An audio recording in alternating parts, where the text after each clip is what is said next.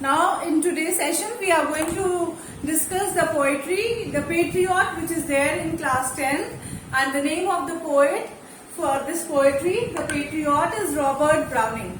Now let us open to the poetry, page number 31 in your treasure trove book, volume 1.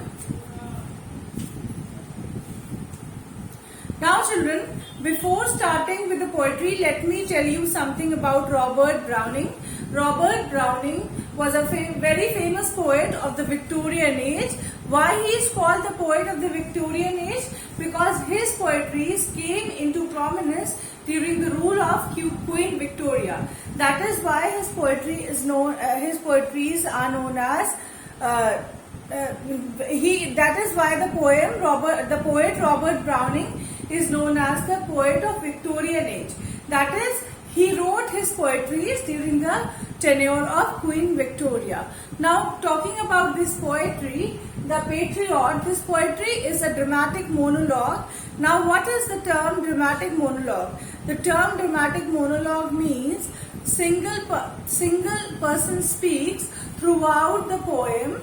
There will be a speaker. He will be speaking throughout the poem, but whatever ideas this speaker is going to speak out, it is for the entire group of people present in the society.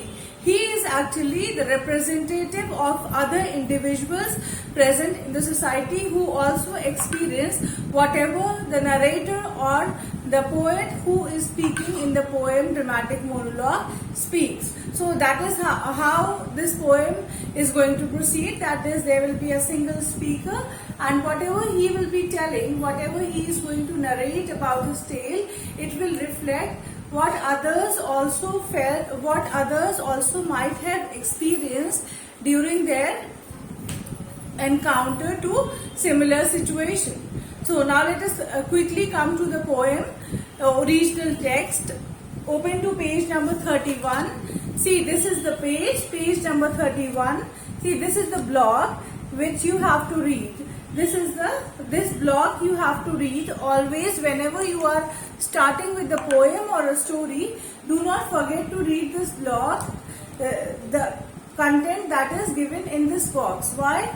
Not to forget to read the content that is given in the box. It tells us about the poet and it tells us about the poem as well. So whenever we are writing an answer, it is very helpful for us to relate the poem to the poet and how the style of writing of the poet has influenced the poetry that the poet has presented. So it is very important for all of us to read the block, read whatever is given in this box. Okay, so now let us come down to it. Robert Browning was a famous poet of the Victorian age. This poem is written in the form of dramatic monologue, where a man who is being led to the gallows is recounting his tale. The speaker recalls that exactly a year ago he had been led down this very street with crowds of people cheering him and scattering roses in his path. He was a hero being welcomed by his adoring fans. A year later, he has been tried, convicted, and is being led away to be put to death. How short is public adulation and memory, and how fickle is praise and glory. A year ago, roses and fame. Today, he is left with nothing but shame and death. A grim reminder that life is uncertain, yet the poem ends on the note of optimism. Browning's philosophy that God in his heavens and all rights with the world is the note on which the poem closes. The patriot believes that it is God who will reward him according to his true merit. Now this is what the poem is going to deal with. In this poem, the speaker, that is the patriot, he will be speaking throughout the poem and he will be recounting his tale. He will be recollecting what has happened to him during this past 1 year. On the same day when he came back to his home, he was being welcomed by people who were cheering for him, who were shouting for him, and they were shouting the slogans of victory. But children, after exactly after 1 year, this patriot is now being convicted, is now being looked upon as a criminal, and he is being taken to the place where he is about to be hanged. But the poem ends according to the poet Robert Browning.